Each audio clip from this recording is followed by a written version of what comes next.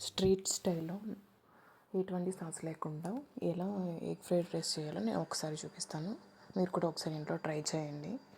First అయితే నేనైతే 4 eggs తీసుకున్నా. ఆ 4 ఎగ్స్లోకి కొంచెం సాల్ట్, కొంచెం పెప్పర్ మసాలా మొత్తం మిక్స్ అయ్యేలాగా బాగా బీట్ చేసుకున్నాం. ఫోర్క్ తీసుకొని మంచిగా బీట్ చేసుకున్న దాన్ని ఒక కడాయి పెట్టి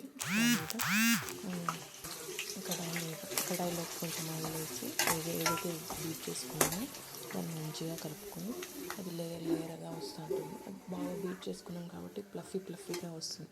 దాన్ని చిన్నగా కట్ చేసుకోవాలి. కట్ చేసుకున్న తర్వాత అలాగే ఇంకొక బాగా ఆయిల్ వేసుకొని అందులోకి పచ్చిమిర్చి, ఆనియన్, కరివేపాకు, అల్లం వెల్లుల్లి పేస్ట్, క్యారెట్, బీన్స్, కొంచెం స్వీట్ కార్న్ కూడా వేసుకొని మంచిగా పోపు వేసుకొని దాన్ని మంచిగా కలుపుకొని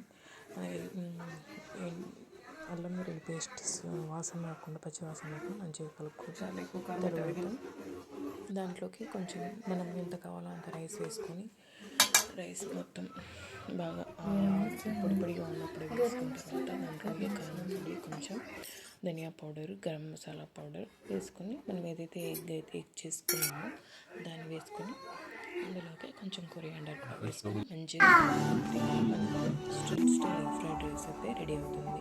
హెల్తీగా చేసుకోవచ్చు ఇంట్లోనే.